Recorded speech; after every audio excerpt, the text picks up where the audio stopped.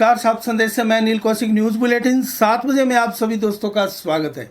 दोस्तों, कार्यक्रम की शुरुआत हमेशा की तरह मुख्य खबर से ही करते हैं और आज भी हम बात करने वाले हैं भादरा आसपास की तमाम खबरों की और समीक्षात्मक खबरों की आपको डिटेल बताते हैं। और दोस्तों, इसके अलावा देश प्रदेश की प्रमुख खबरों की अपडेट भी इस बुलेटिन में बताते हैं। मंडियों के भाव, मौसम के मिजाज की जानकारी भी देंगे।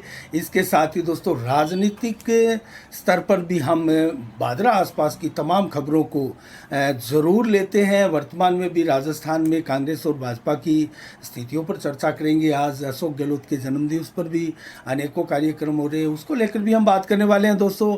लेकिन शुरुआत करते हैं आज भादरा के उस गौरव से। दोस्तों, ऐसी खबरें रह रहकर बीच बीच में भादरा क्षेत्र का गौरव बढ़ाते हुए आती रहती है और ऐसी खबरें ही आने से दोस्तों हमारे क्षेत्र के युवाओं में भी एक प्रकार से जोश का संचार होता है। मैं बात कर रहा हूँ आईआईटी दिल्ली एल्यूमिनी एसोसिएशन के चुनाव में एक बार फिर भादरा क्षेत्र की शख्सियत ने परचम लहराया है। दोस्तों, मैं बात कर रहा हूँ चौबारा गांव के पवन कुमार कुलड़िया की, जो कि इसी सदस्य चुने गए हैं। और कुलड़िया के बारे में मैं आपको बताऊं तो इससे पहले वर्तमान में वो जेएनयू जवाहरलाल नेहरू यूनिवर्सिटी में प्रोफेसर के पद पर कार्यरत हैं। तो ऐसी जो शख्सियतें हैं वो भादरा क्षेत्र का नाम दोस्तों ऊंचा करती है, गौरव का हमें एहसास भी करवाती है और पल भी देती है खुशियां मनाने का। और मैं आपको बताऊं तो विधिवत इसके लिए इलेक्शन हुआ है, चुनाव हुआ है। पवन जी ने 970 वोट सबसे ज़्यादा सर्वाधिक अर्जित किए हैं। कार्तिक गुप्ता 919 से, जबकि डॉक्टर साक्षी अग्रवाल ने 913, मनीष जसवाल ने 911 वोट, जबकि गौरव मोहन को 842 वोट मिले हैं। डॉक्टर कमलिका बनर्जी को 822 वोट, जबकि संदीप रिक्की को 758 आदि। ये वोटों की डिटेल में बता रहा हूँ। सर्वाधिक 970 वोट पवन कुमार कुलड़िया भादरा चौबारा गांव की। तो दोस्तों, बहुत बहुत बधाई और साधुवाद साफ संदेश भारत की तरफ से पवन जी कुलड़िया को। और इसी के साथ दोस्तों, हम अन्य खबरों की ओर रुख करें तो आज आपको फसल बीमा क्लेम को लेकर जो ज्ञापन दिया गया बजरंग सारण द्वारा, दोस्तों इसके बारे में भी अगर बताऊं तो रवि 2020 की जो लंबित पॉलिसियां हैं उसको लेकर ज्ञापन में बजरंग सारण द्वारा दोस्तों मांग की गई है, जल्द से जल्द इसका निस्तारण करें।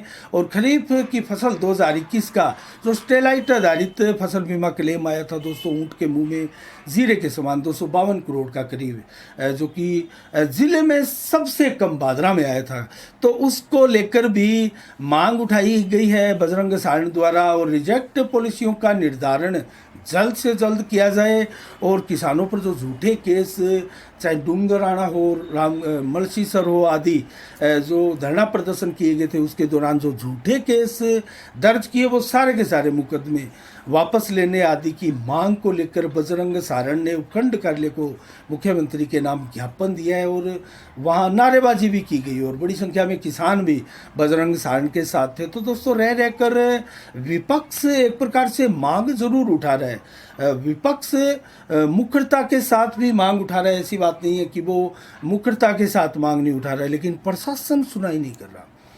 क्या फसल बीमा क्लेम को लेकर किसानों को यूं ही इसी प्रकार सड़कों पर आंदोलन करने के लिए मजबूर होना पड़ेगा? इन बीमा कंपनियों के ऊपर लगाम कब कसी जाएगी? जनप्रतिनिधियों को अकल कब आएगी? कब जनप्रतिनिधि जो है बीमा कंपनियों को दोस्तों कटघरे में खड़ा करेंगे? और सरकार का रवैया भी इसको लेकर ज़्यादा अच्छा हम नहीं कह सकते, क्योंकि बार बार बीमा क्लेम में लंबित होना कहीं ना कहीं किसानों के ऊपर कुठाराघात इसको हम मान सकते हैं दोस्तों। इसके अलावा हम बात करें अन्य खबरों की तो ओम प्रकाश भाटी की प्रथम पुण्यतिथि पर बनाई में कल जो रक्तदान शिविर उनके परिवार द्वारा, उनके चाहने वालों द्वारा लगाया गया था, उसमें 70 यूनिट रक्त संग्रह किया गया। इसके अलावा अजितपुरा गांव में भी मंगलवार को ओम शांति ओम जो ब्रह्म कुमारी आश्रम की बहन चंद्राकांता है, उनके नेतृत्व में दोस्तों युवाओं के लिए नशा मुक्ति अभियान चलाया गया। आजकल युवाओं को नशे की गिरफ्त में निकालने के लिए बहुत ज़्यादा आवश्यकता है इस प्रकार के अभियान चलाने की। पुलिस तो लगातार डीएसटी टीम के साथ अभियान दोस्तों निरंतर चलाए हुए है, लेकिन फिर भी अंकुश नहीं लग पा रहा है। और कहीं ना कहीं ये जितनी वारदातें हो रही है, चोरी की, डकैती की, लूटपाट की, आप नौर बादरा और पूरे हनुमानगढ़ ज़िले की अगर खबरें देखें तो दोस्तों कहीं ना कहीं उन जो चिट्टे की, नशे की लिप्त में, जद में जो लिप्त युवा है, उन्हीं के द्वारा इस अपराध को अंजाम दिया जा रहा है। तो इसके ऊपर अंकुश बहुत ज़रूरी है। और दोस्तों हमारी किस प्रकार से भावी पीढ़ी जो है वो नशे की प्रवृत्ति से आगे उनका भविष्य चौपट होने की पूरी संभावनाएं जो उभर कर अभिभावकों के सामने आ रही है, वो कहीं ना कहीं बड़ी पीड़ादायक, दुखदायक है। उसको रोकने के लिए हर एक शख्स को जागरूक होना पड़ेगा। हर एक उस घर के पिता को, अभिभावक को, बड़े भाई को, हर उस मुखिया को, गांव के सरपंच को, जनप्रतिनिधि को, पार्षद को, हर व्यक्ति को जागरूक होना पड़ेगा। अपने आसपास गौर करना होगा, अपने यार मित्र पर गौर करनी होगी, उन सभी रिश्तेदारों पर भी गौर करनी होगी जो इस प्रकार नशे की जद में जा रहे हैं। उनको समय रहते रोकना होगा। समय निकल गया तो दोस्तों कहीं ना कहीं अपराध को अंजाम देता हुआ वो शख्स जल्द ही आपके सामने होगा और प्रतीत होगा। और ऐसे में बड़ा दुखदाई जो पर्सन है, सवाल है, वो पूरे परिवार के लिए, समाज के लिए और गांव शहर के लिए दोस्तों वो सवाल जो है वो कचोटता है और सभी को परेशान भी करता है। तो इसके अलावा न खबरों की ओर रुख करें तो ओलावृष्टि कल ज़बरदस्त जो बादरा क्षेत्र में हुई थी, उसको लेकर नुकसान की भी खबरें आ रही है दोस्तों। तो बादरा में जमकर कल बदरा बरसे। आज भी मौसम कुछ कम नहीं है और आज भी उसी प्रकार आज कल की बनिस्बत ज़रूर कुछ कम दिखाई दे रहा है। लेकिन जब हम आपको खबरें बता रहे हैं तो एक बार फिर आसमान में कुछ हरकतें जो काले बदरा है उनकी तरफ से आप देख सकते हैं। तो हो सकता है मौसम के मिजाज में आपको बताएंगे क्या होगा आगे। और मंगलवार को दोस्तों गोगामेड़ी पुलिस द्वारा पैदल मार्च करके जो रास्ते में दुकानों के आगे आड़ी टेढ़ी तिरछी बाइक, वाहन आदि बेतरतीब एक प्रकार से जो खड़ा करते हैं, उन लोगों को समझाइश की गई। उन लोगों को सबक सिखाने के लिए पुलिस पैदल मार्च करती हुई दिखाई दी। ऐसा बादरा में कभी दिखाई नहीं दिया दोस्तों। बादरा में आए दिन जाम की स्थिति आप कस्बे के बाज़ारों में देखते हैं। इतना छोटा कस्बा और इस प्रकार से, क्योंकि सड़कें सिकुड़ चुकी हैं, अतिक्रमण बढ़ चुके हैं। इसको लेकर शंकर पचारिया, आपको नाम याद होगा, जो जोधपुर हाईकोर्ट में एक याचिका लगाई थी। उसके बाद में क्षेत्र में खलबली मच गई थी और कुछ ऐसे डिसीजन भी आए थे, आगे बढ़ी भी थी याचिका की कार्रवाई, लेकिन वो कहीं ना कहीं ठंडे बस्ते में दब कर रह गई। लेकिन जो अतिक्रमण का दंश है वो आज भी बादरा में नासूर की भांति दोस्तों सबको कचोटता है। हर उस शख्स के लिए जिसको कहीं ना कहीं जाने की जल्दी है, वो ऐसे जाम में फंसता है, झुंझलाहट महसूस करता है। और आप हर बाज़ार की ये स्थिति देख सकते हैं।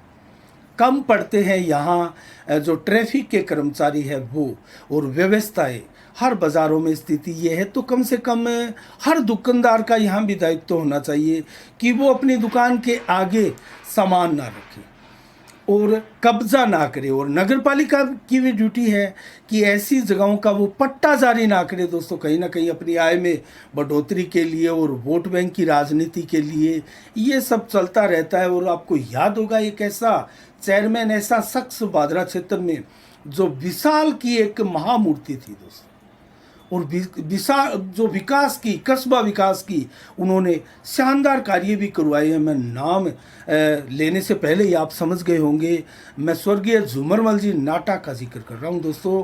वो 3-4 बार यहाँ बादरा में उनके परिवार ने यहाँ शासक किया है, एक प्रकार से नगर पालिका चेयरमैन पद पर रहते हुए अनेकों विकास कार्य करवाए। उनके विकास कार्य आज भी बादरा क्षेत्र में दोस्तों सभी आने वाले पालिका अध्यक्षों के लिए प्रेरणा का स्रोत भी है और एक चुनौती भी बनी है कि उनसे अच्छा काम कैसे किया जाए।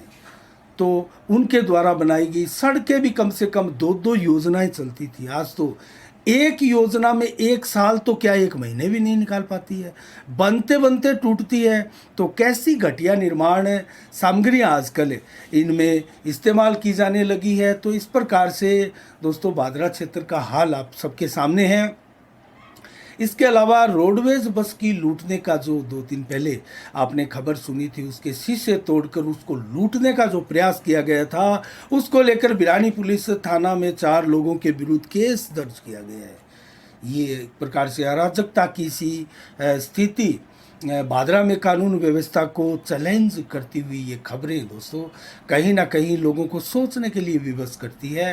तो ऐसी खबरें दोस्तों ना आए, इसके लिए पुलिस प्रशासन को बहुत मुस्तैदी के साथ जागरूक रहकर अपना कर्तव्य का निर्वहन करना पड़ेगा। इसके अलावा दोस्तों हम बात करें, अब आपको मैं उसी खबर पे चलता हूं जो राजनीति से जुड़ी हुई है दोस्तों, कांग्रेस भाजपा। आज अशोक गहलोत सीएम राजस्थान के जो 3 बार रह चुके हैं, उनका जन्म दिवस धूमधाम के साथ पूरे राजस्थान में मनाया जा रहा है। तो भादरा में क्यों नहीं मनाया जा रहा दोस्तों? भादरा में जब अशोक गहलोत आए थे तो कहीं ना कहीं टिकट के लिए पक्का तो सर्टिफिकेट नहीं देके गए थे बलवान पुनिया को, लेकिन बातों ही बातों में इशारों में बहुत कुछ कह गए कि कांग्रेस की टिकट यहाँ किसी कांग्रेस को मिलेगी, इसके लिए हमें बहुत सोचना पड़ेगा, बड़ी जद्दोजहद करनी पड़ेगी। और बलवान पुनिया कांग्रेस में आ नहीं रहे हैं।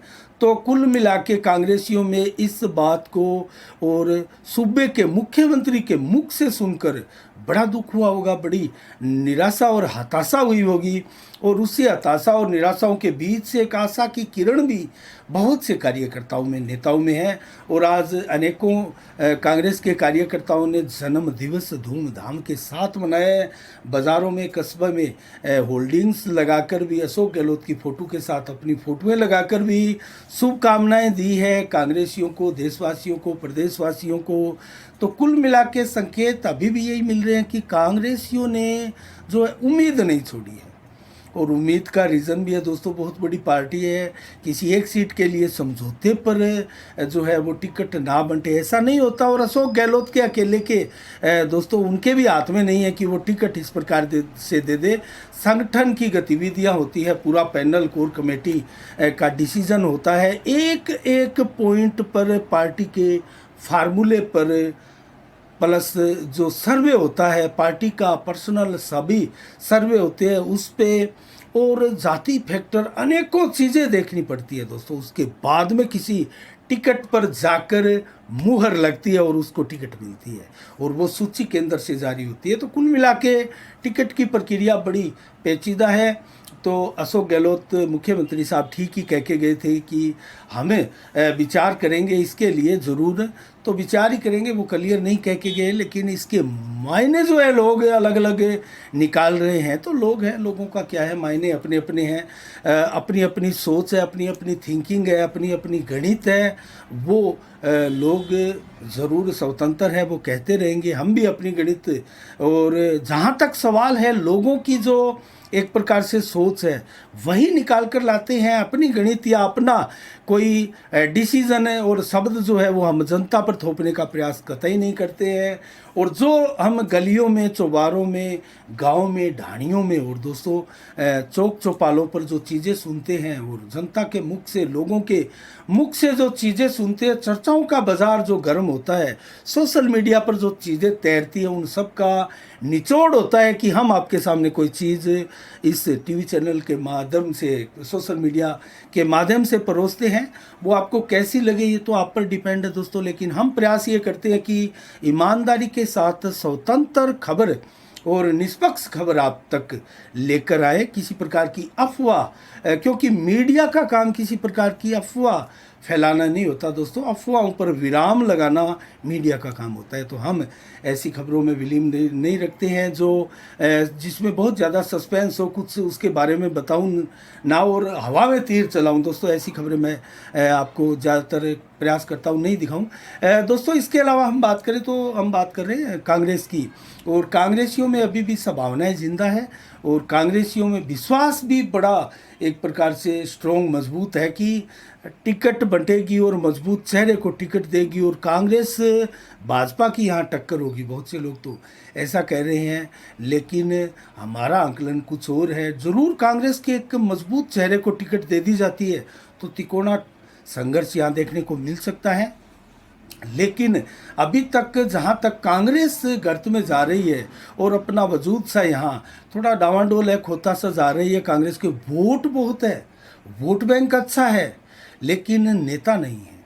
और नेता है तो वो बहुत ज़्यादा यहाँ प्रयास करके नहीं दिखा रहे हैं। शक्ति प्रदर्शन करना बड़ा आवश्यक है दोस्तों। आज बलवान पुनिया अपनी हर मीटिंगों में एक प्रकार से शक्ति प्रदर्शन करके ये दिखा रहे हैं कि जो कांग्रेस का वोट बैंक मेरे साथ और जो कांग्रेसी मेरे साथ मंच साझा कर रहे हैं उसकी बदौलत देखो आप, मैं मीटिंगें कर रहा हूँ, हर मीटिंगों में अच्छी खासी भीड़ आती है और भादरा का मैं प्रमुख चेहरा हूँ। 2023 के चुनाव में मेरा ही कुछ बंटने वाला है।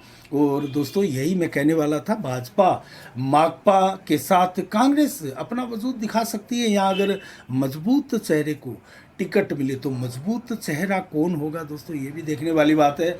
और भाजपा की भी बात करें तो जेजीपी जो जन नायक जनता पार्टी है हरियाणा की दोस्तों, चौटाला परिवार की, वो भी प्रयासरत है कि राजस्थान में भारतीय जनता पार्टी के साथ समझौता हो जाए और उसमें उनको भी कुछ 10, 15, 20 या उनका दावा है 25 से 28 सीटें हमें वो मिल सकती है, जिन पर आज तक भाजपा जीती नहीं दोस्तों। इतनी तो 28 सीटें 200 सीटों में से राजस्थान में कोई नहीं होगी जिन पर भाजपा कभी ना कभी नहीं जीती होगी। हाँ, कुछ संख्या ज़रूर है, 10-15 सीटें ऐसी ज़रूर हो सकती है जिन पर भाजपा अभी तक बिल्कुल जीत दर्ज ही नहीं कर पाई है, कमल खिला ही नहीं है।